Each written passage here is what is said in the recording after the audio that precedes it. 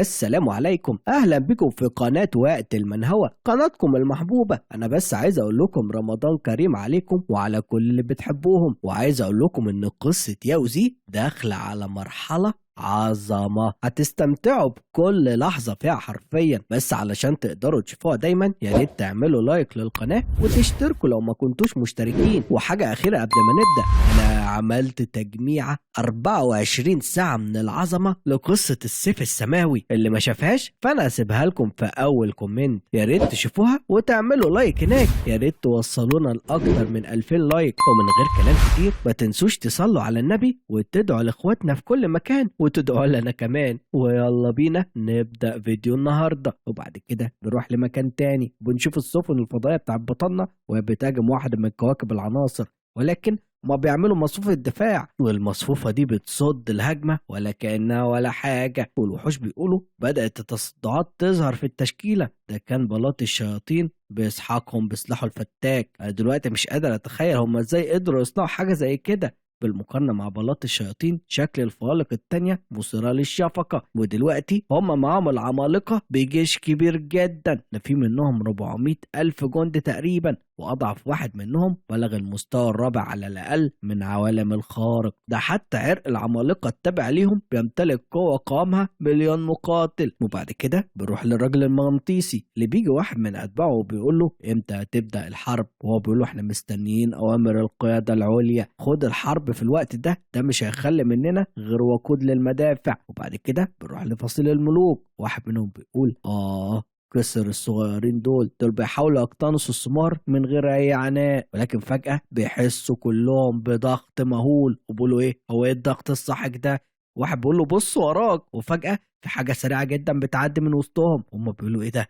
هو مين ده؟ ده ضغطه الهايل لوحده كان قرب اللي هو يخلص عليا. وده طبعا بيكون بطلنا ومعاه شياو لينج، وهو بيخترق الحاجز بمنتهى السهولة، بيحط ايده بس على الحاجز بيطلع تنين عملاق وبيقول له انطلق، والتنين ده بيخش جوه الحاجز ويكسره خالص ولا كأنه كان اي حاجة اصلا. وبطلنا واقف فخور بنفسه. وبعد كده عرق العناصر بيعرف اللي هو كده خلاص تم اختراقه، والوحوش بيقولوا بصوا كده مصفوفة النجوم الواقية لقبيلة العناصر اتحطمت. وبطلنا بيقول يلا دلوقتي وقت الهجوم، وبيطلع جذوره من تحت الارض. وهما بيقولوا مصفوفة العناصر دي كمان قربت تنهار من تحت الارض، الكوكب كله انكشف قدامهم. وهو بيقول للباقي خلينا نغادر مع الشعب بتاعنا، والتاني بيقول له كبير حافظوا دايما على الامل في اذهانكم. وبعد كده واحد بيطلع نفس الكتاب وبيقول له الروح الحقيقيه للسلاح الامبراطوري طلعت، ظهور عبقري زي ده ملهوش اي مثيل في العصور، دي فعلا مأساة حقيقيه ليكم. واحد بيقول الكتاب العنصري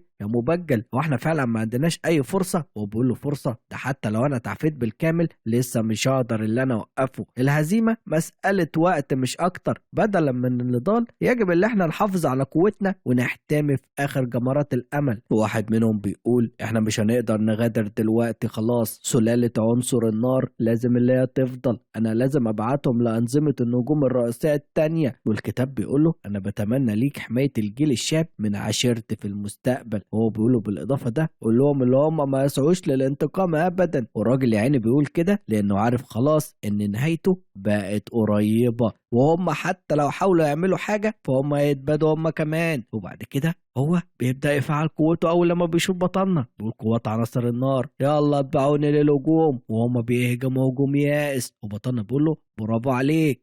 وساعتها الراجل بيستغرب وبيحصل انفجار كبير جدا، ولكن بيخرج خازوق أرضي من تحت الأرض بيخترق جسم الرجل الناري ولا كأنه سيخ كفتة. وهو بيقول لبطلنا أنا مش هتوسل ليك علشان تعفو عن قبيلة العناصر، أنا بس بتوسل ليك علشان تعفو على حياة الأطفال، أرجوك ما تدفعناش للانقراض. وبطلنا بيقول له ماشي. وساعتها هو بيقول له بطلنا خلاص يلا اقتلني، وفعلا بطلنا بيخلص عليه. والراجل المغناطيسي بيبقى واقف وشايف كل ده وبيقول في باله قابلة عناصر النار اتلاشت كده بكل بساطة. والنظام بيقول لبطلنا انت قتلت كائن حي من الدرجة الستة وخدت 3 مليارات نقطة تطور، وقتلت كائن حي من الدرجة الخامسة وخدت 4 نقاط تحول للجذور الداخلية، وقتلت كائن حي من الدرجة الخامسة تاني وحصلت على 40 مليون نقطة تطور، وكمان كنز من الدرجة السادسة، بلورة اللهب. وبطلنا بيقول في باله عملاق عنصر النار مشي وساب وراه كنز لا يقدر بثمن. لو حصل عليه كائن حي من عنصر النار فهو مش هيكون من الصعب عليه اللي هو يثقلها لحد المستوى السادس من العالم المتسامي. وبعد كده بتظهر بلورات كتير جدا، وبطلنا بيقول بتمتلك قبيلة العناصر كنوز ملهاش عدد، وكمان في قطع أثرية ثمينة جدا في الكوكب ده، وبيؤمر وحوشه اللي هم ياخدوها كلهم. وبطلنا بيقول في باله في طاقة روحية ناشئة هناك، أنا هروح أبص عليها. وفعلا بطلنا بيخش لجوه كهف، وبطلنا بيشوف حاجة غريبة جدا، يقول إيه ده ينبوع سحري. وبطلنا بيقول في باله ثقل الحالي بيفشل وامتصاص الطاقة الروحية منخفض جدا، ولكن مع ينبوع السحر ده فانا مش هقلق من ده مرة تانية. وبطلنا بيقول في باله كده تم التعامل مع قبيلة العناصر، ومش متبقي غير عشائر العالم السفلي وكمان الظلال. ودلوقتي كمان اهم حاجة هو البلاط السماوي، وهدفنا اللي جاي عشيرة العالم السفلي. وبعد كده بنروح لنجم الملوك. واحد بيقول اتهزمت قبيلة العناصر بشكل تام، وده في شهر واحد بس تم القضاء على العشيرة كلها. هدف سيد الشياطين التالي هو مهاجمة عشيرة العالم السفلي. واحد من الملوك بيقول ايه هما يتحركوا بالسرعة دي، وبيكون مستغرب من سرعتهم. وبعد كده بنروح لحقل نجوم الظلام قبيلة العالم السفلي. واحد منهم بيقول هو انت متأكد من ان المصفوفة الطبيعية المطلقة لحقل نجوم الظلام هتكون قادرة اللي هي تصد سيد المحكمة الشيطانية؟ وهو بيقول له ممكن اللي هو يكون مرعب، ولكن مش هيتمكن ابدا اللي هو يكسر المصفوفة، وده مهما بلغت عبقريته هيحتاج لمئات السنين علشان يكسرها. التاني بيقول له على الاقل مش هينتهي بينا المطاف زي قبيلة العناصر اللي اتهوت اصلا من ادنى لمسة. قبيلة العالم السفلي مش بس مخطئة، حقل نجوم الظلام هو واحد من أندر المناطق وأكترها خطورة في المجرة دي، معزولة عن المجرة كلها وبتشكل منطقتها الخاصة، وكمان منطقة الداخلية بتتغير باستمرار، وده في الأبعاد الثلاثة والأربعة على حد سواء. وفي كمان مصفوفة طبيعية من الطراز الأول في المنطقة دي، لو حاول أي حد اللي هو يخترق بالقوة فهو هيتوه في الفضاء وهيخش بوابات بعدية متنوعة. ولكن امتلاك ياوزي للأجنحة ال16 المقدسة ده غير الموازين لصالحه تماما. وبنشوف السلاح بيقول لبطلنا يا شقي هو انت ناوي انك تستولي على الكوكب ده فعلا؟ وبطلنا بيقول له ايوه، بئر السحر في الكوكب ده بيزيد بكل تأكيد وبشكل هايل كمان من طاقات الروح في العوالم التسعة. وبطلنا بيندى على شاولينج بيقول لها شاولينج خد اللي انت عايزاه من كنوز نجم العناصر ده من غير ما تترددي. وهي بتقول له حاضر يا سيدي. والسلاح بيقول لو صلحت لي الفرصة انت ممكن تستولي على بئر الحياة من قبيلة الجن. بئر العناصر ده ينبوع بينتج طاقة الروح، ولكن بتكون بئر الضوء الخاصة بقبيلة الملوك بتكثيف الإيمان لماء مقدس. أما بئر الحياة فدي معهد الحياة بذات نفسها، ولو أنت جمعت التلاتة مع بعض وحطيتهم في عالم الحياة الصغير فده هيسمح للعالم الصغير بالتطور وهيبقى عالم عظيم. ولكن ده مستوى انت لسه ما بلغتوش، وانا هقولك اكتر عنه في المستقبل. وبطلنا بيقول له طب انا ايه اللي لازم اعمله دلوقتي؟ انا اهم حاجة انا لازم اقمع قبيلة العالم السفلي وابذل كل جهدي علشان ادور على المعسكرات بتاعة البلاط الرئيسي والبرج الاول تحت السماء. خلينا نرجع دلوقتي لنجم ازورا. وفعلا بطلنا بيرجع للنجم الاخضر مرة تانية وبيقول ده ساعدني في منادات شاوشي علشان يجي لهنا، وده واحد من سور الشاهين طبعا. هو بيروح بكل سرعته، وبطلنا بيكون جاب ذات الديول التسعة وبيقول لها انا عايز اديكي ده، وهي بتكون مستغربة جدا. وبطلنا بيديها البلولة بتاعت عنصر النار اللي خدها من حاكم اللعب اللي قتله من شوية. وهي بتقول هي ايه الهالة الروحية النارية الجبارة دي؟ وساعتها هي بتقدر تستوعبها. وبطلنا بيقول ده كنز الرتبة الستة بلورة اللهب، دي جوهرة حياة زعيم قبيلة العناصر، استوعبها كويس. انت هتخش في عزلة دلوقتي. وبتقوله التابعة بتاعتك مش هتخيب توقعاتك ابدا. وبعد كده بنروح للتنين بتاع الرعد وبقول له يا سيدي هو انت استدعيتني؟ وبطلنا بيقول له ايوه، انا قبل كده لما انا قتلت ملك الدراما بتاع الرعد ساب وراه بلورة الرعد من الرتبة الستة، انا عايزك تثقلها، وبعد لما تبلغ المرحلة المتوسطة من الرتبة الستة تعالى علشان تشوفني تاني. وطبعا يا عين التنين مصدوم من اللي سمعه وبيكون فرحان جدا لانه اكيد هياخد فوائد كتير. وبطلنا بيقول في باله بينتمي شاوشي في الاصل لعنصر الرعد، وسبق ليه اللي هو اتهم فاكهة عنصر الرعد كمان لما مجرد ما يثقل بلورة الرعد من الرتبة الستة دي واللي بتحتوي على نص طاقة ملك الدراما الرعدية الروحية دي هو هيمر بتغير جذري. وفي الوقت ده هيبقى تنين رعد مطهر بشكل أسطوري. وبنشوف التنين بياخد بلورة الرعد وبيخلع على طول. بطلنا بيشوف النظام وبيقول إن بجانب غنايم الحرب دي حصلت كمان على المهارتين دول. مهارة قلب الرعد ده بيخزن طاقة الرعد الفائضة علشان تكون كيان شبيه بالقلب، ده بيعوض نقص القوة بعد الانفجار بتاع الطاقة.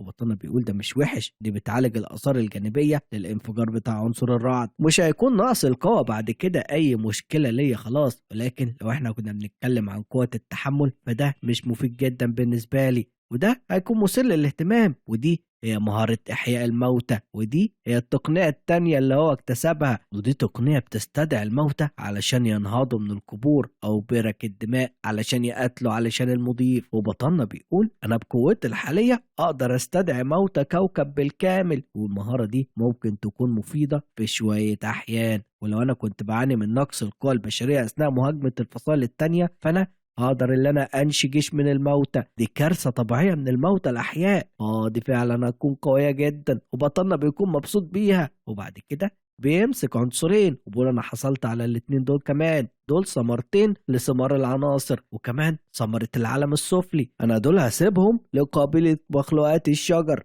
اما بالنسبة لقبيلة مخلوقات الشجر دي فبعد تطورها لفترة طويلة فاكيد وصل تعدادهم للملايين دلوقتي، وشكل سوران متعلقة في الرتبة الخامسة لسه.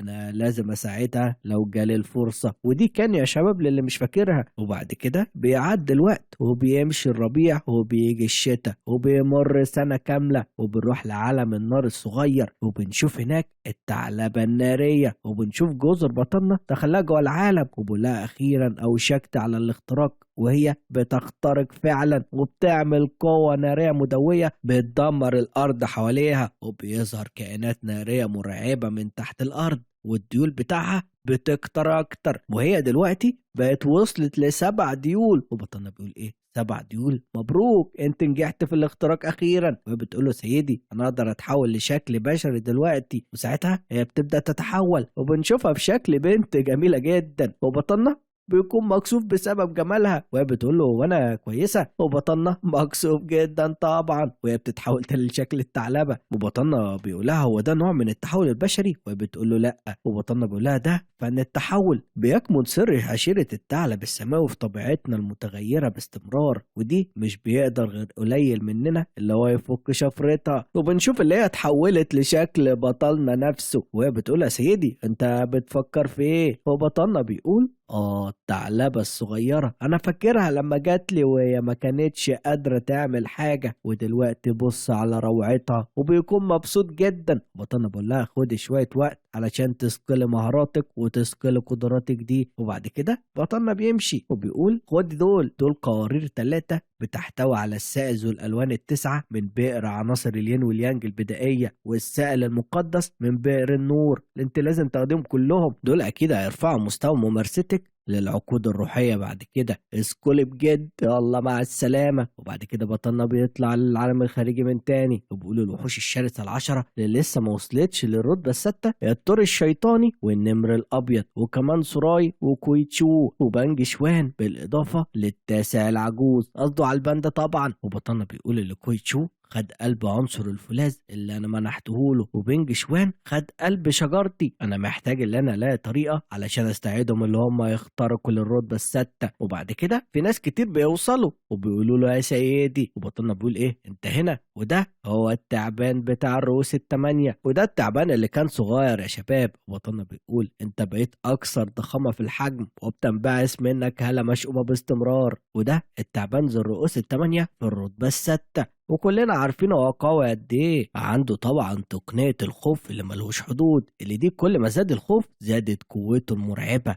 وعنده السلاح السماوي الفطري اللي هو سيف كوكستاني، وده سيف روحي مرافق ليه من الرتبة السادسة، وده بيتغذى باستمرار جوه الجسم. وعنده قوة مرعبة جدا، والقدرات الخاصة بتاعته التهام الأحلام، وده قادر اللي هو يلتهم الكوابيس واستخلص الخوف منها، وده طبعا علشان يعزز نفسه وعالم الأحلام بتاعه. ده بيقدر اللي هو ينسج عوالم أحلام بتتحكم في العالم نفسه، وطالما العالم ده لسه موجود هو بيقدر اللي هو يبدد طاقة خصمه باستمرار. في عنده نظرة الموت، ودي نظرة من أعماق الروح كافية علشان تجمد روح الشخص. لو كان الشخص قادر اللي هو يستحملها فحتى قوة محارب من الرتبة الستة هتضعف بشكل كبير قدامه. وعنده كمان تقنية سم اللي ملهوش حدود، وده سم قوي جدا محدش يقدر يتصوره، وقادر اللي هو يقتل كل حاجة حتى الأوهام. وكمان عنده الولادة الجديدة في عالم الأحلام، حتى لو اتدمر الجسم المادي فهو ممكن للشخص اللي هو يتولد من جديد في عالم منسوج، ولكن بقوة متضاءلة بشكل كبير، وده يتطلب وقت علشان يتعافى. وبعد كده عنده حاجة اسمها إرث أبدي، ولكن دي النظام مش بيقدر يحللها، وبطلنا بيتبسط ولكن بيتصدم في نفس الوقت وبيقول إيه إرث أبدي؟ دي قدرة نادرة. والتعبان بيقول له يا سيدي وأنت محتاجني في إيه بالظبط؟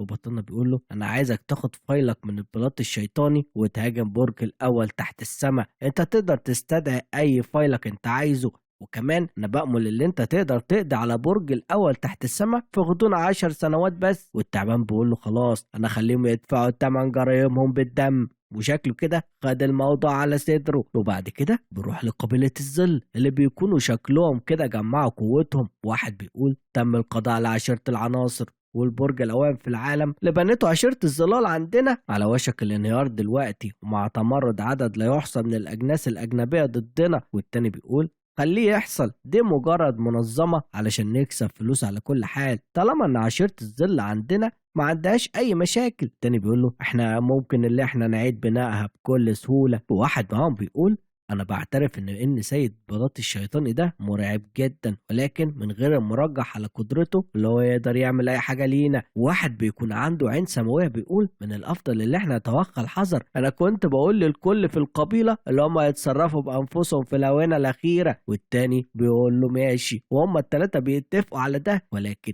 بنشوف قبيله الظل من الدرجه الرابعه واحد فيهم متعلق على الصليب وشكله كده كان بيتعذب. وبنعرف ان قبيله الظل غامضه جدا زي الكائنات العنصرية، قادرة لا تتحول للظلال وتتجاهل الغالبية العظمى من الهجمات. والعضو ده من قبيلة الظل اتسجن جوه لفافة من قبل بشر ماهرين في تقنيات الختم من البلاط الشيطاني. وبنشوف ان التعبان وصل لهناك وواخد فايلة قوي جدا. والتعبان بيبص على الراجل بتاع الظل اللي هو متصلب ده وبيقول له ايه ما كشفتش اي حاجة لحد دلوقتي؟ وزمايله بيقولوا انا جربت كل اللي اقدر عليه علشان احصل منه على اي معلومة، وسواء كان التقطيع او حتى التحطيم مفيش اي حاجة نافعة. ده انا حتى سكبت عليه حمض الكبريتيك المفروض اللي بيستخدم البلاط الشيطاني 108 عقوبة، ده حتى بما ذلك البحث عن الروح. بس ده كله ما كانش كافي علشان يخلي العضو القوي من قبيلة الظل ده اللي هو يتكلم. ولكن بعد كده التعبان بيتوجه ناحيته وبيقول له تراجع انت بقى وسيب لنا الباقي. والراجل بتاع الظل بيتريق على التعبان وبيقول له ايه جه دورك دلوقتي ولا ايه؟ ما تضيعش طاقتك، كده كده مش مهم مين اللي هيجي، هم عذبوني اصلا ومع ذلك ما حصلوش مني على اي حاجه. البلاط الشيطاني مش هيقدر اللي هو يحقق اكتر من ده. والتعبان بيقرب منه بالرؤوس بتاعته التمانية وبيقول انا بعترف ان عندك اراده قويه جدا، ولكن ده كان قبل ما تقابلني. وبيبص له بعيون كلها شر وبيقول له انت ما حسيتش بالاحساس ده قبل كده مش كده؟ وبيبص له بتمن عيون بيقول له ده هو الخوف الحقيقي. وساعتها هو بيبدأ يتأثر وشكله كده منغمس في أحلامه، وفجأة بيفتح عنده عيون كتير جدا في راسه، وفجأة بيظهر ضباب أسود عملاق. وبقية حيوانات بطنة بيحاولوا يجروا علشان الضباب الأسود ده ما يتشابكش معاهم، وفعلا بيهربوا. وبيقولوا إن الضباب ده ممكن اللي هو يضخم التصورات الحسية مئات المرات، خاصة مشاعر الخوف. وواحد منهم بيقول ايه انا لمسته شوية بس وحسيت ان اللحظات اللي انا عشتها في الارض دي كانت ولا حاجة. الموضوع مرعب جدا، ما بالك بقى الشخص اللي في مركز الضباب، وقصده هنا طبعا على الراجل الظل. والراجل الظل بيكون قاعد جوه الضباب ولكن فجأة بينقشع الضباب أصلا، وبنشوف الراجل بتاع الظل ده بيقعد يصرخ وفجأة بيتحرر من قيوده. وبقية الكائنات بيقولوا له ايه لا اوعى تهرب، وهم بيحاولوا يجروا وراه. ولكن التعبان بيقول له خلاص واتجه له. انا هعتمد عليه علشان ياخدني لقبيلة الظل. وفعلا هو بيهرب من هناك، وعالم الظلال بيبقى غامض جدا ومش ممكن اي حد اللي هو يتعقبه، ولكن ده مش بيعني حاجة قدام التعبان العظيم اللي ما عندوش طريقة للعثور عليه. وطالما ان العضو القوي من قبيلة الظل بيحمل خوف تجاهه، فيقدر اللي هو يتبع حواسه ويلاقي طريقة لعالم الظل. وبنعرف ان كانت خطة اوروتشي هو اللي يسيب الخوف يغزو قبيلة الظل كلها. وبعد كده بنروح لجانب بطلنا وبنلاقي موجود هناك لينج لينج. ولينج لينج بيكون عنده موهبة فطرية وهو لسه في الدرجة الخامسة. وبطلنا بيقول الاعتناء بالوحوش الغريبة لفترة طويلة أكيد ده كان صعب عليك، ده هو قناع الظل، أنا عايزك تاخده. وفعلا لينج لينج بياخد القناع ده، بيقول له يا سيدي ده مجرد النظر ليه كفاية جدا علشان أحس بالظلام اللي بيطلقه. وبطلنا بيقول له أنا التهمت قبل كده زعيم قبيلة الظل سيد الظل نفسه وختمته جوه، وأنا كنت بنوي في البداية إني أقتله على الفور، ولكن حسيت بعد كده إن ده هيكون إهدار، علشان كده ختمته بعيد في القناع ده للأبد. وده كمان بيضاهي قطعة أثرية سماوية من الدرجة السابعة. وساعتها لينج لينج بيلبس القناع ده وفجأة هو بيتحول وفي حاجات بتظهر على إيده. وبطلنا بيقول في باله ده كان كده كأنه أكثر من مجرد قناع، القناع ده ليه 7 طبقات من الأختام، ودي هي الطبقة الأولى. ده قادر اللي هو يزود دفاعك بشكل كبير ويخفي المضيف تماما. وبنشوف لينج لينج بيشكر بطلنا على الهدية دي، وبطلنا بيقول له ده اللي انت بتستحقه، اسقل جنب الجنب مع الظل الخاص بيك، السلاح ده هيبقى حاجة كبيرة في المستقبل. وهو بيقول له حاضر يا سيدي، وبعد كده هو بيختفي. وبعد كده حد بيقول سيطرة لينج فينج على عنصر الظلام مذهلة فعلا. وبطلنا بيكون مستغرب وبيقول ايه الظلام انت وانت اللي جابك هنا؟ ودي بتطلع ثعلبة الدول التسعة وهي مغيرة شكلها تاني، ولكن بطلنا اكيد قفشها من اول مرة وهي بتضحك طبعا بتتحول لشكلها الطبيعي. وبطلنا بيقول لها هو انت ايه اللي جابك هنا؟